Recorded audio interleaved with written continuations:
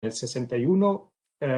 Básicamente es un foro entre países donde se discuten buenas prácticas en una gran variedad de políticas públicas y se fijan estándares internacionales en estas políticas públicas, que son voluntarios, pero que corresponden al estado de arte, tanto en la práctica como también en la investigación académica y la experiencia internacional.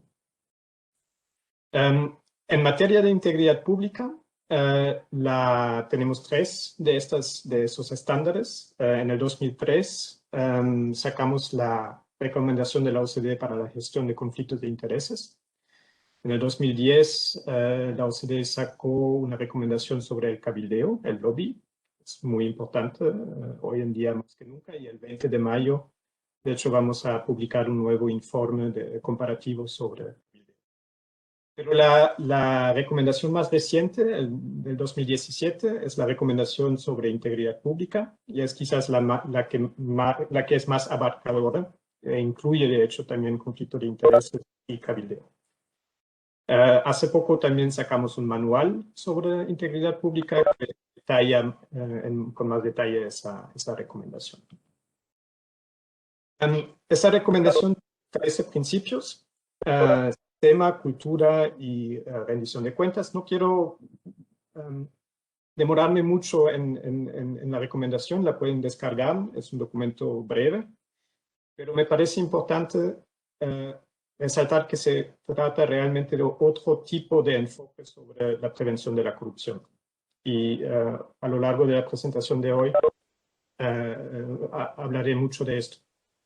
Porque si están pensando tradicionalmente, estamos en la lucha contra la corrupción muy enfocado en detectar y sancionar a los corruptos, que es necesario, que es muy importante y se debe hacer, pero en definitiva no es suficiente. Y me gusta usar esta imagen de la hidra, teología griega, donde se corta una cabeza y salen varias otras, y eso es exactamente lo que pasa con los casos de corrupción. No es suficiente detectar casos de corrupción. Tenemos que pasar de una cultura de casos que es reactiva, o sea, reaccionando a casos, a una cultura proactiva de integridad que maneja riesgos. Y la recomendación de integridad pública se enfoca mucho en eso. Y espero que hoy pueda explicar un poco más qué hay atrás. Y un punto es que, en definitiva, la integridad pública va mucho más allá de lo legal. Me gusta ese pequeño muñequito. Vamos a terminar con la corrupción en 2 días, la vamos a legalizar.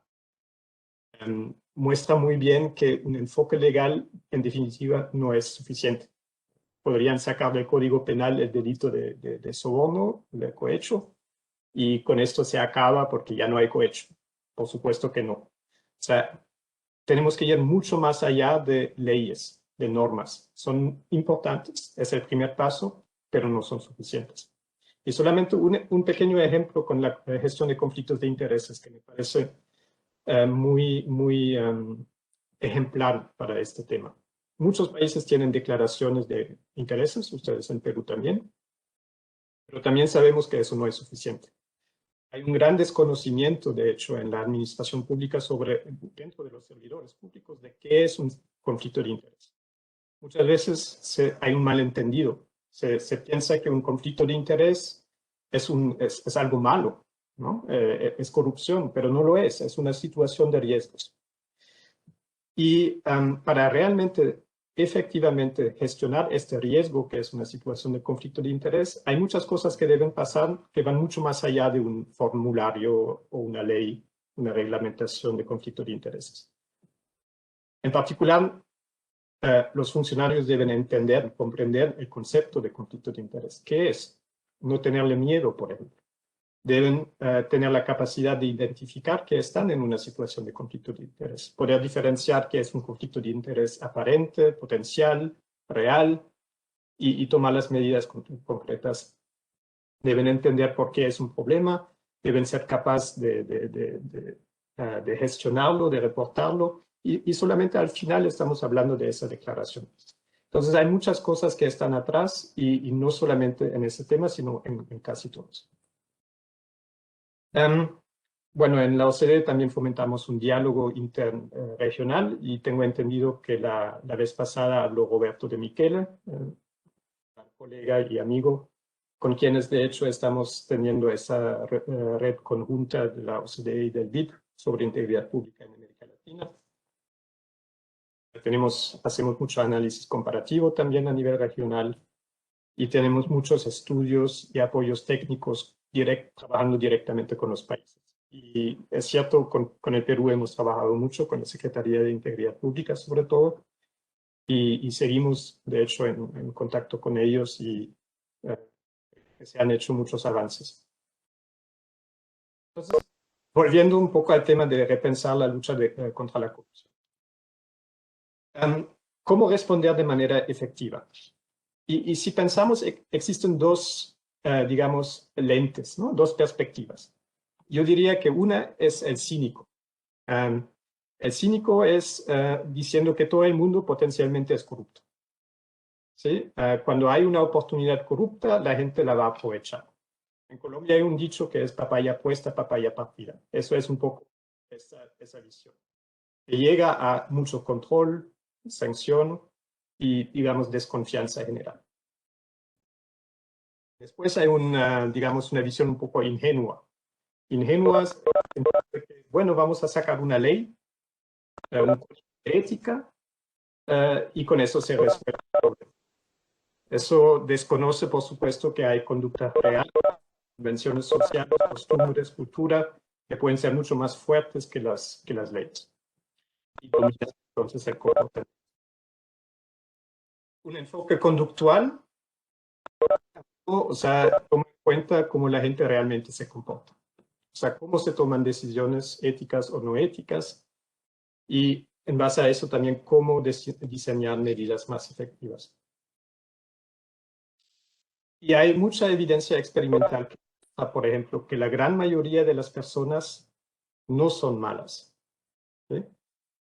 Seguimos una brújula moral. Mucha gente, eso de la papaya puesta, papaya partida, no es cierto para la gran mayoría de la gente, en todos los países. Sin embargo, sí existe, como seres humanos, somos capaces de una cierta flexibilidad ética. Somos muy buenos, y voy a hablar un poquito más sobre eso, en racionalizar prácticas que quizás no son tan, digamos, buenas, pero que no tampoco son muy criminales, pero sí contribuyen a un entorno ético, por ejemplo, problemático. Y existe una teoría comprobada en muchos experimentos de que podemos pensar que existen tres tipos de personas. Grupo A son los ángeles, los que no necesitan ningún tipo de control, los que siempre se van a portar bien.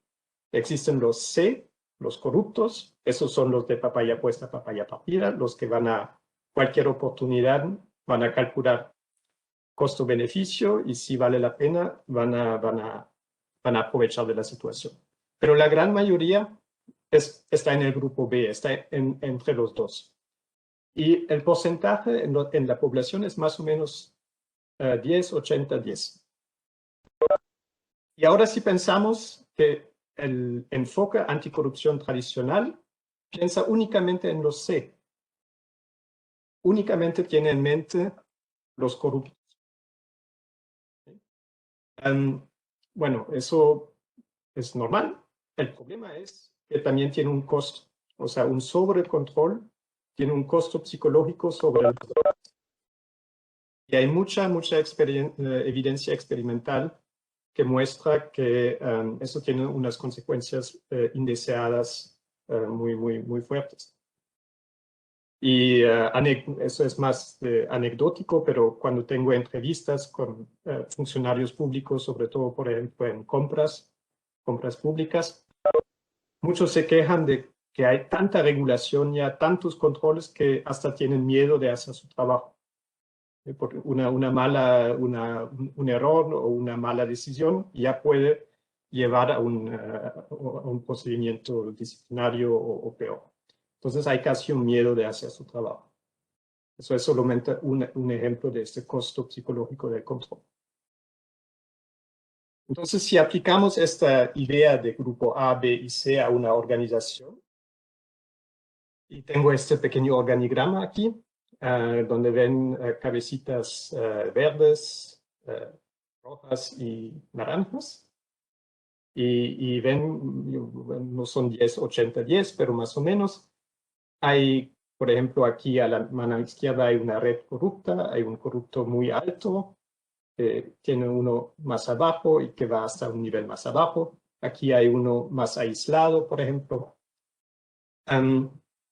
Luego hay unos ángeles, pero hay muchos de cabeza amarilla, B, ¿no? Los que están entre los dos.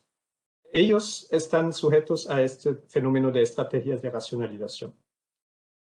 Y aquí hay unos ejemplos. Por ejemplo, otros lo hacen, todo el mundo lo hace, lo conocen, o se sienten, no se sienten valorados, entonces me lo merezco, ¿sí? Me merezco exagerar, por ejemplo, un poco en la, ¿cómo se llama eso? De la declaración de viajes, ¿no? Para recibir los gastos de viaje, exagerando un poco. O sea, este tipo de pequeñas faltas éticas se pueden justificar, ¿no? Justifican, se racionalizan a través de ese tipo de estrategias. ¿Por qué es problemático desde un punto de vista de integridad pública? Porque estas pequeñas prácticas dominan la cultura, o sea, cambian la cultura organizacional de una organización. Y eso es muy importante entender, porque cada organización es como un micromundo. De pronto lo conocen en Lima, o sea, están en una entidad pública y se siente muy, muy ética, muy transparente, y cruzan la calle, entran en otra entidad pública y es un ambiente totalmente distinto. ¿A qué se debe? Es esa cultura de integridad. Y eso es muy importante tenerlo en cuenta porque esas pequeñas faltas éticas es como una pendiente resbaladiza hacia una deshonestidad más generalizada en una organización.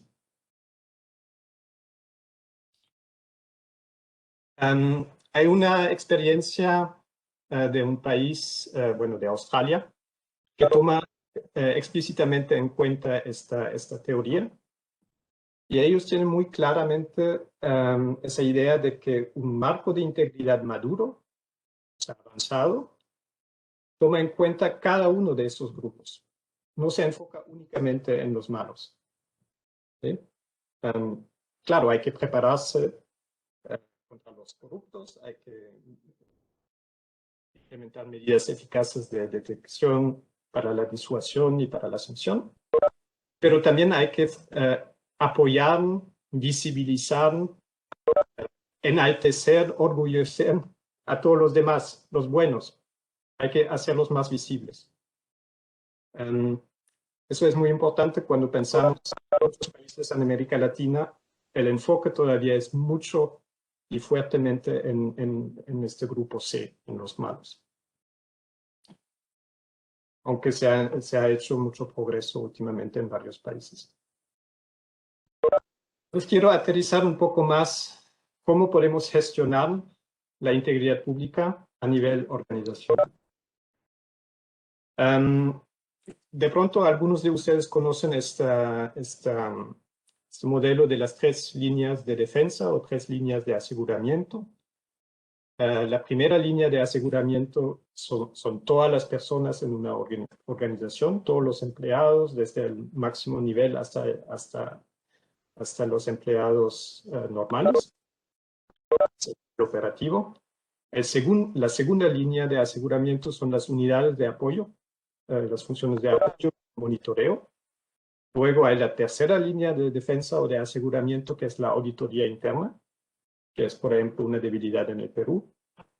Y la cuarta línea de aseguramiento quedaría por fuera de la organización y sería, por ejemplo, la Contraloría, la entidad fiscalizadora.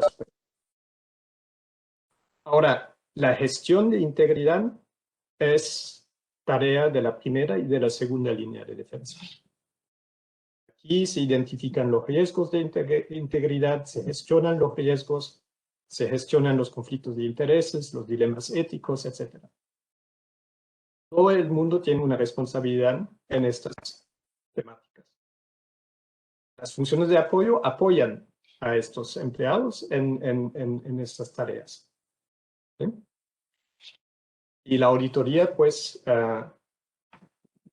revisa cómo funciona, evalúa cómo funciona la primera y segunda línea de defensa, recomienda mejoras, está pendiente de riesgos emergentes, etc. Y después habría también la auditoría externa que mira desde afuera. Entonces, si estamos mirando cómo podemos aplicar una gestión ética, por ejemplo. ¿Cómo podemos llegar a este ambiente, a esta cultura de integridad? Y aquí quiero mostrarles algunos casos de códigos de ética o valores. Creo que todos conocemos valores que no funcionan o códigos de ética que no tienen impacto, que se quedan en el papel. Esta experiencia de Colombia creo que es muy interesante. Es un código, se llama el código de integridad. Tiene 5 valores, pero lo interesante es que fue elaborado no en alguna oficina en Bogotá, sino es basado en una encuesta que se hizo a todos los funcionarios públicos. Se hicieron muchos talleres para llegar a estos valores. O sea, son realmente los valores de los servidores públicos. Es honestidad, respeto, compromiso, diligencia y justicia. Pero no se queda ahí. Viene con una caja de herramientas y también un sistema de monitoreo, digamos. O sea, que permanentemente recuerda y exige acciones, actividades para promover, para aterrizar estos valores en el día a día de la administración. Esas son 2 otras buenas prácticas, la de Australia otra vez, que tienen un código que incluso en inglés forma la palabra, o sea, la frase I care, o sea, me importa. Care, impartial, committed to service, accountable, respectful, ethical. Pero otra vez, también estos 5 valores están enmarcados en un sistema de gestión. No solamente son los valores, sino se hace todo un trabajo de implementación. Brasil ahora mismo también, con nuestro apoyo, hizo un ejercicio similar al colombiano y terminaron con 7 valores que ahora también van a implementar de esta forma. Lo importante también son simplemente 5 valores, no son códigos de ética como vemos en muchos países que tienen 30 páginas, que están formulados como una ley, sí, con párrafo 1A, apartado C, que nadie realmente lee y sobre todo nadie se acuerda de esto en momentos de tomar decisiones. Mientras que este tipo de códigos mucho más simples tienen una probabilidad mucho más alta de tener un impacto.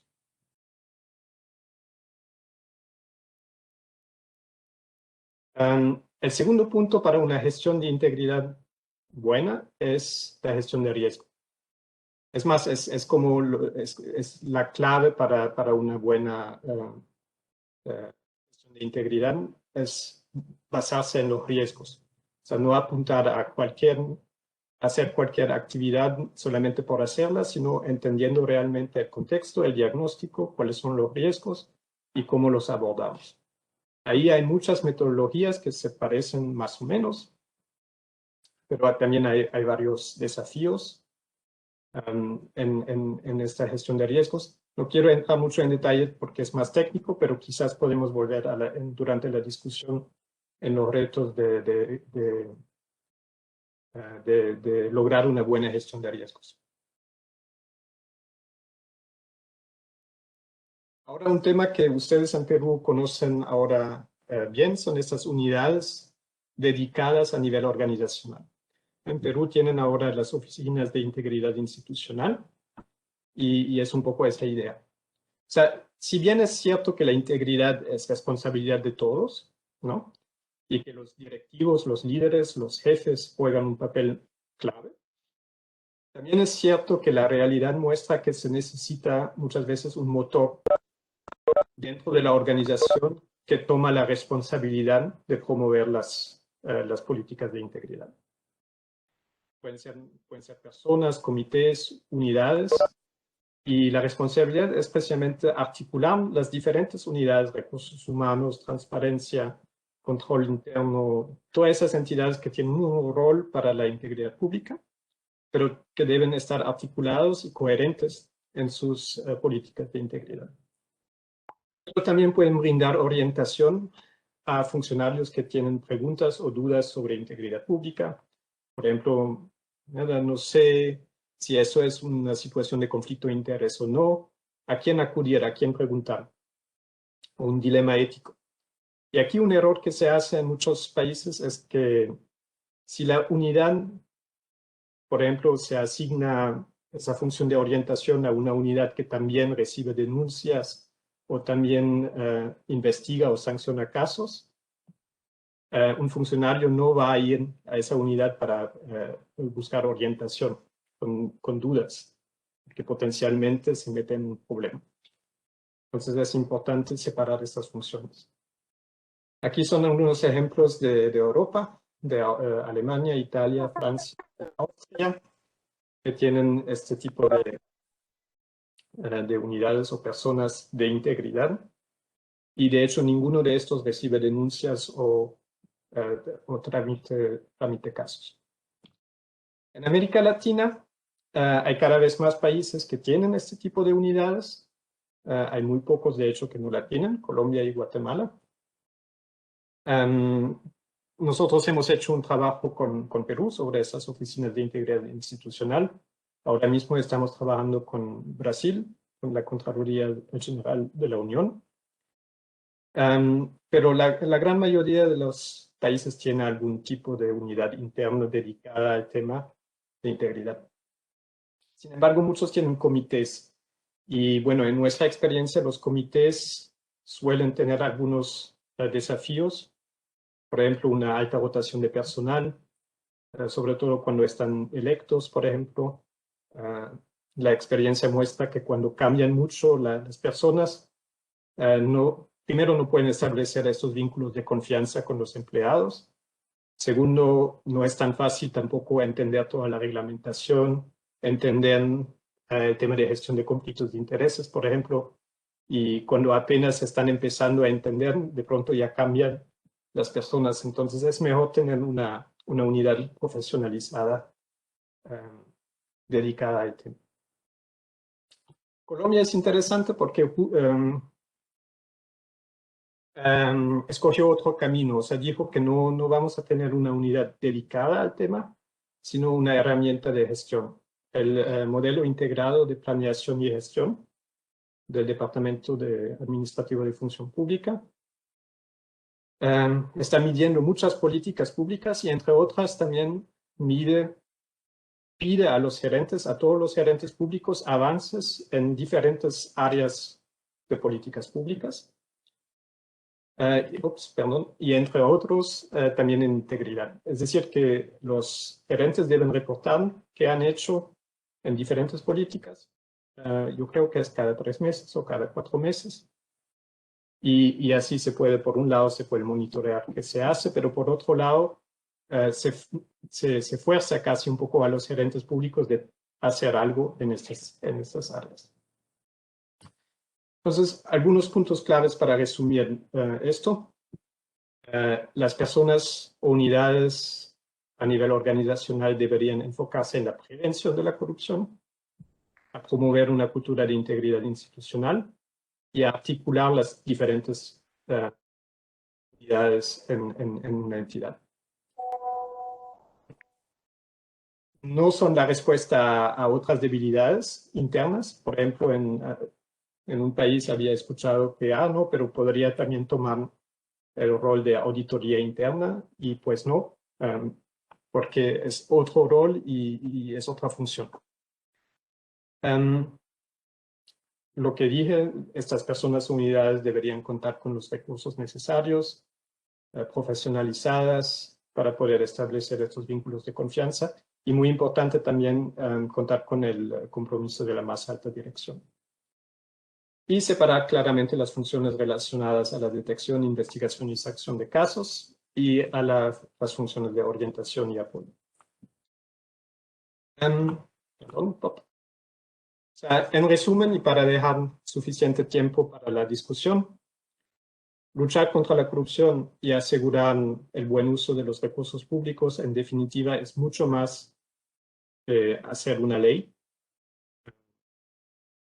Hay que apuntar realmente a un cambio cultural en las organizaciones, involucrando también a los ciudadanos, por ejemplo. Ahí hay muchas cosas que pueden hacer. Pero hoy, digamos, quiero dejar tres mensajes. O sea, primero, dejemos de pensar únicamente en los corruptos. Pensemos también en los funcionarios que hacen su trabajo bien, que van al trabajo y hay que motivarlos, hay que enaltecer ese trabajo, valorizarlo, porque eso también es una medida muy buena para la prevención de la corrupción. Establecer esas culturas abiertas, transparentes, y de integridad donde las buenas acciones son más visibles que las malas. Segundo, la gestión de riesgos es absolutamente clave y es una gran debilidad en general. Y es importante apoyar a la gestión, a la promoción de integridad interna. Y aquí, pues ustedes conocen en Perú este modelo de integridad que me parece un abordaje muy interesante y que se está implementando ahora y yo estoy seguro que va a dar resultados en el tiempo. Bueno, muchas gracias por su atención y ahora pasamos más bien a las preguntas, a sus dudas y muchísimas gracias.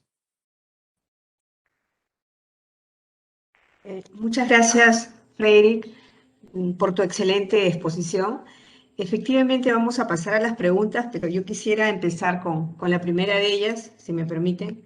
En sí, desde las diferentes instituciones públicas de acá, de nuestro país de Perú, estamos precisamente en ese afán de promover, de impulsar una cultura de integridad, ¿no?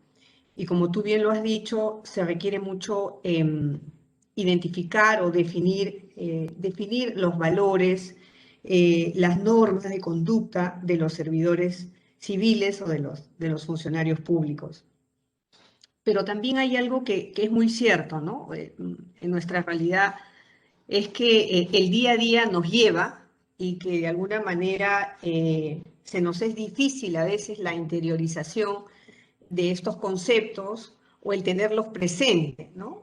Entonces, mi consulta va por eso, ¿no? Porque definitivamente sabemos que es un proceso, no es que se va a lograr de la noche a la mañana, pero cómo hacer, cómo impulsar o cómo poder interiorizar en el día a día de los funcionarios públicos esta temática. Excelente pregunta, muchas gracias. Es el desafío, pero tenemos algunas recetas para acercarnos a este impacto. Primero, bueno, todos conocemos capacitaciones de ética, en integridad, seguramente los presidentes también tienen. Pero si estamos sinceros, muchos de nosotros también sabemos que uno sale de una capacitación, no solamente esa de ética, sino cualquiera, regresa a su oficina y ya medio se ha olvidado de todo. Yo creo que hay un eco, de pronto hay un micrófono abierto, o es el mío. ¿Se escucha bien? Sí se escucha, disculpa, era el mío que estaba prendido. Se escucha bien. Bueno, entonces capacitaciones son importantes, pero en definitiva no son suficientes. Y ahora vuelvo al tema de las capacitaciones. Lo que sabemos de la investigación es que más que las capacitaciones es importante recordar en momentos claves valores o que existe simplemente alguna ley o etc. Es decir, que la oportunidad del recordatorio de los valores es casi más importante que los valores. O dicho de otra manera, nuestro cerebro funciona de una manera eficiente. O sea, está buscando funcionar de manera eficiente y no recuerda muchas cosas.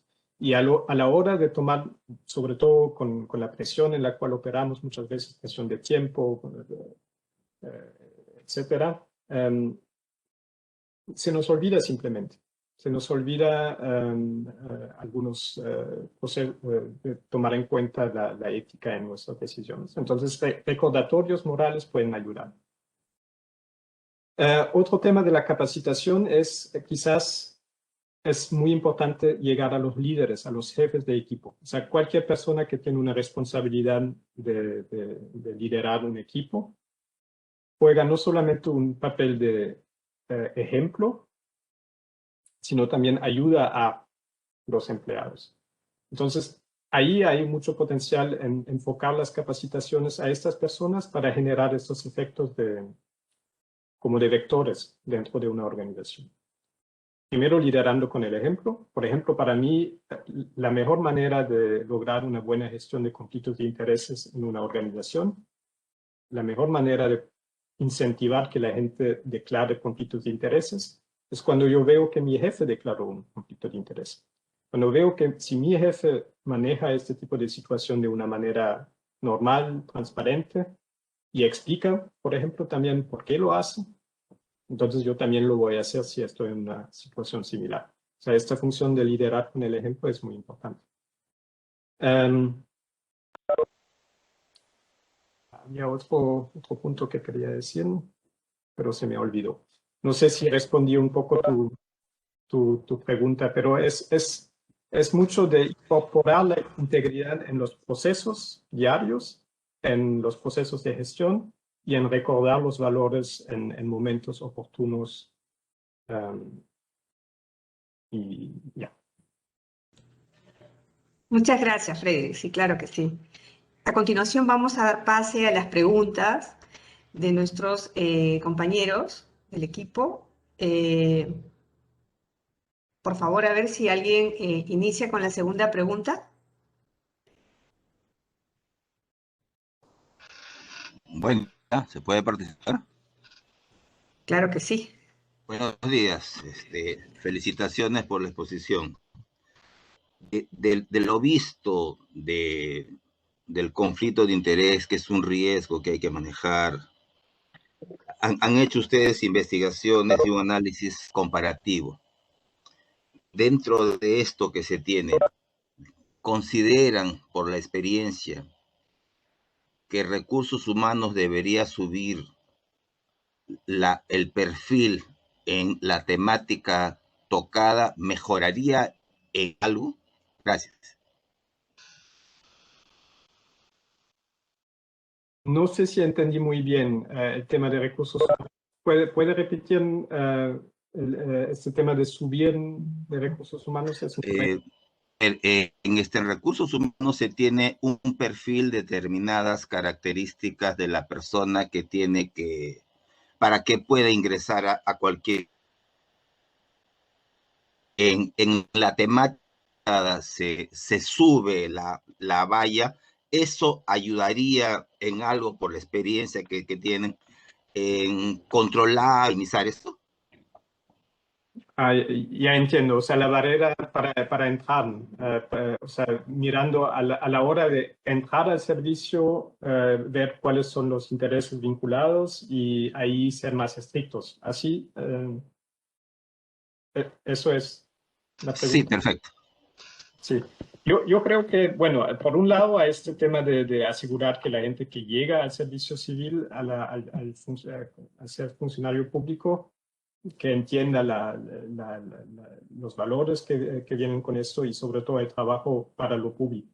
Porque un conflicto de interés no es nada otro que superponer unos intereses privados por encima del interés público. Y eso es lo que hay que evitar. Yo no creo que sería una gran que lo más importante sería ser más estricto en eso, sino más bien explicar mejor qué es un conflicto de interés. Yo he estado muchas veces en una situación de conflicto de interés a lo largo de mi carrera, de mis trabajos. El tema es cómo se maneja, qué haces cuando estás en una situación de conflicto de interés. Tienes que transparentarlo, tienes que gestionarlo, incluso para protegerte a ti mismo. Porque incluso cuando, por ejemplo, un funcionario en una licitación pública y aplica su compadre, que de hecho no entra en muchas definiciones de conflicto de interés que están vinculados a consanguineidad. Uy, es una palabra difícil para mí. Pero el compadre, el amigo, de hecho, muchas veces escapa a la información legal, pero puede estar incluso más cercano a su amigo, su compadre, que a un primo de tercer grado. Entonces, lo importante es que ese funcionario se dé cuenta que incluso si piensa mantenerse objetivo, porque puede tener la buena intención de querer ser objetivo, hay unos sesgos inconscientes que estarán en juego, pero que sobre todo el proceso después estará, como decía, tachado por esa posible conflicto de interés. Y desde afuera se puede ver como ahí pasó algo mal o hizo algo mal. Entonces es muy importante incluso para protegerse a sí mismo, declarar cuando uno está en una situación de conflicto de interés.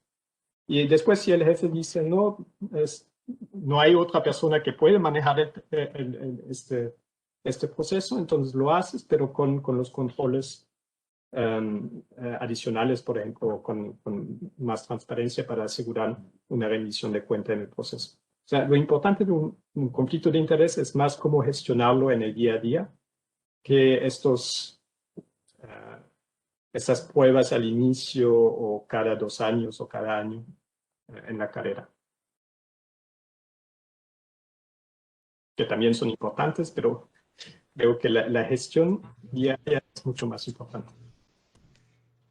Gracias. Ok. Freire, tenemos una pregunta en el chat. Tenemos 2 preguntas. La primera dice, Icaro, no sé cuál es el nombre. ¿Qué opina de nuestro país que los últimos gobernantes estén investigados o condenados por corrupción y que la gran mayoría de la gente ve esta situación como algo normal? ¿Y cómo cambiar que esto no continúe? Es una buena pregunta.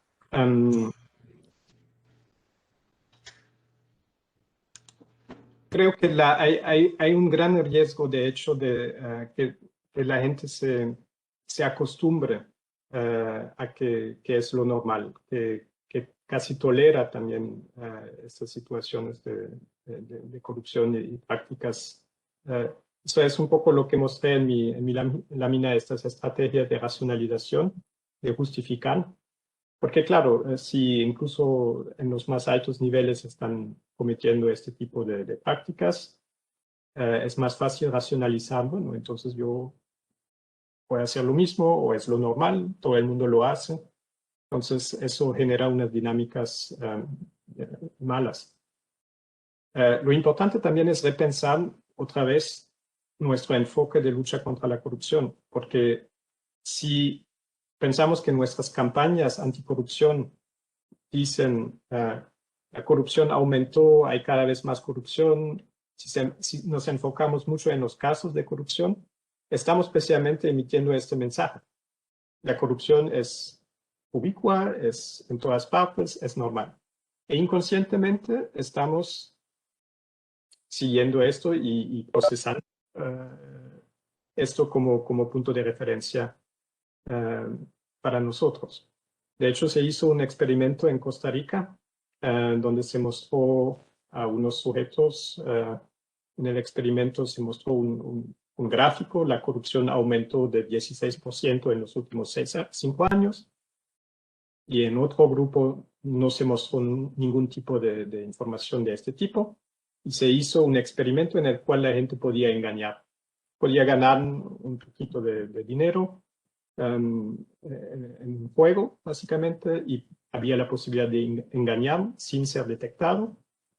Y el resultado mostró que, de hecho, en el experimento, donde se mostró la información de que la corrupción aumentó, la gente engañó más que en el grupo de control, que no recibió ningún tipo de información. Y eso nos muestra que precisamente esta permanente recordar que hay mucha corrupción, que es grave, de hecho puede tener unos efectos indeseados desde esa perspectiva. Lo que no quiere decir que uno debe callar el problema, por supuesto que no. Pero también, y yo creo que hay mucho potencial en mostrar las buenas prácticas, lo bueno que se hace también en la función pública, y no solamente hablar de lo malo. Y eso es cierto también para la ciudadanía en general, no solamente para la administración pública. Y de todas formas, entender que un cambio es incremental. O sea, no va a pasar en un día, en un mes, en un año, ni en un gobierno. Y eso quizás también es algo que hay que aprender, porque muchas veces cuando cambian los gobiernos, cambian las políticas, lo que impide que haya continuidad en la aplicación de las políticas de integridad, y eso también es contraproducente para lograr algún cambio, algún impacto. Gracias. ¿Alguna otra pregunta de los que nos acompañan en la conferencia el Una día de hoy? pregunta. Claro. Bueno, a nivel país, digamos, por la pandemia se han flexibilizado los procedimientos para, entre otros, compras, qué sé yo. Y quizás eso habría provocado que, digamos, se estima que el Perú pierde al año un aproximado de 24.000 millones de soles. Pregunta es, ¿habrá formas de parar en seco las medidas o formas de parar en seco la corrupción? Gracias. Parar en seco, no, la corrupción nos acompaña desde que existe la delegación de tareas y siempre va a existir. El tema es de gestionar los riesgos, ¿no? Minimizar los riesgos de corrupción. Y claramente en la pandemia, en una situación de emergencia, los riesgos son más altos por la presión, la misma presión económica, la falta de controles o la debilidad de los controles, etc. Pero eso no impide, por ejemplo, que haya el control ex post. O sea, que los procesos que se hicieron quizás rápido para llegar rápido para comprar rápidamente, por ejemplo, medicamentos, máscaras o lo que se necesite, hay que asegurar entonces que hayan algunos controles ex post que verifiquen que todo pasó bien y sí sancionar a lo que no, en casos que no se cumplió. Y por supuesto también la transparencia de los procesos puede ayudar. Hay unas plataformas, por ejemplo, que promueven como un control en línea, en directo de las compras. Entonces, ese tipo de medida puede ayudar. Pero es cierto que las crisis siempre abren más oportunidades.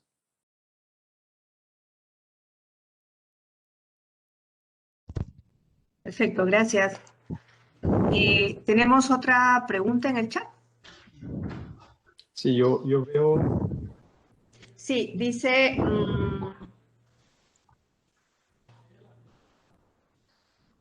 a ver, la última es... Okay. En el par, familia, educación, considera un factor de alto grado que efectivamente contribuya a la eliminación de la corrupción con apoyo de tecnología. Es una pregunta del señor César Ferrer.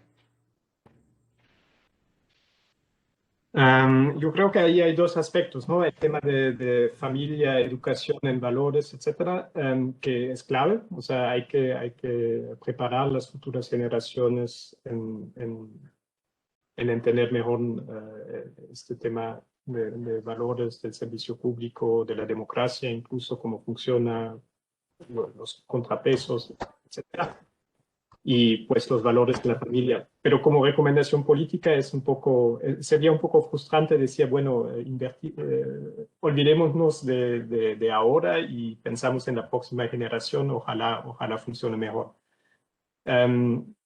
Entonces sí, educación en las escuelas, los colegios, las universidades es muy importante, pero en definitiva no es suficiente. Y apoyo de tecnología quizás con con unas aplicaciones, cosas más amigables, pueden, por supuesto, ayudar en promover la integridad. No sé si entendí bien la pregunta. Ok, seguimos a otra pregunta que también está en el chat. Es de Sheila Cuadros. Ella nos pregunta, frente a un acto de corrupción, ¿el servidor público podría utilizar un mecanismo que es el canal de denuncia? ¿Qué tan protegido podría estar y no correr el riesgo de perder su puesto de trabajo? Discúlpame, Frederick, antes de darte el paso, decirle a Sheila que precisamente desde la Unidad Funcional de Integridad del Despacho Presidencial se está trabajando un proyecto de directiva que tiene que ver con un canal de denuncias en el cual se protege también al denunciante, porque esto ya hay una regulación a nivel de país nuestro, ¿no? Entonces, por ese lado, puedes estar tranquila. Ahora sí, Frederick, gracias. Sí, sí, los canales de denuncia en definitiva son importantes porque abren la posibilidad, pero como muy bien lo dices, hay muchas veces un miedo, incluso cuando existen canales de denuncia, porque primero, de pronto uno no confía en que va a pasar algo, uno tiene miedo en las repercusiones negativas que puede tener con respecto al puesto de trabajo y a veces incluso para su seguridad física. Entonces, más importante casi que los canales de denuncia es realmente trabajar en la confianza que tienen la gente, los servidores en este caso, o los ciudadanos, en que realmente primero se tome en serio la denuncia, o sea, dar seguimiento, por ejemplo, explicar los criterios que se aplican para seguir o no seguir alguna denuncia y generar este espacio de confianza en la organización es clave. De hecho, la denuncia es como el último paso. O sea, antes de llegar a una denuncia, hay muchas cosas que pasaron antes, fallaron, ¿no? Y ahí también es muy importante trabajar. Y claro, hay toda una legislación de protección a denunciantes, que no es lo mismo que la protección a testigos. O sea, en el ámbito laboral, que sin duda se pueden mejorar y es muy importante mejorarlos. De hecho, en nuestro estudio sobre integridad en el Perú, encontrarán un capítulo dedicado únicamente al tema de protección al denunciante. Gracias. ¿Alguna otra pregunta, por favor, de los participantes? Estimada Melina. Sí. Hola. Hola, Gerda Rodríguez. ¿Qué tal? No sé si me adelante. permites. Claro que Gracias. sí. Gracias. Estimado Frederick, permite hacerme un comentario. Efectivamente, en nuestro país tenemos una realidad que es palmaria, ¿no? Que es evidente, patente, manifiesta, ¿no? Entonces, me permito hacer una analogía. Cuando nosotros hemos tenido la oportunidad de viajar, salir de acá de Lima, sea interna o fuera del país, y cuando nos indican los protocolos de vuelo, de viaje, en el supuesto de que pueda suceder a un riesgo en pleno vuelo, entonces nos indican a utilizar las mascarillas, ¿no? Y de qué manera, en primer término, deberíamos utilizar las mascarillas. Y nosotros, que tenemos nuestro acompañante, somos quienes primero debemos utilizar las mascarillas para dar el soporte justamente a nuestro acompañante. Llevo esta analogía al comentario que hizo hace un momento respecto al tema de la cultura de integridad, ¿no? Que viene de la parte encabezada, que viene de la parte principal en las instituciones, ¿no? Después de cuando finaliza nuestra república, ya el escritor de tradiciones peruanas, Ricardo Palma, indicaba, pues no, es la República Peruana donde cada uno hace lo que le da la gana.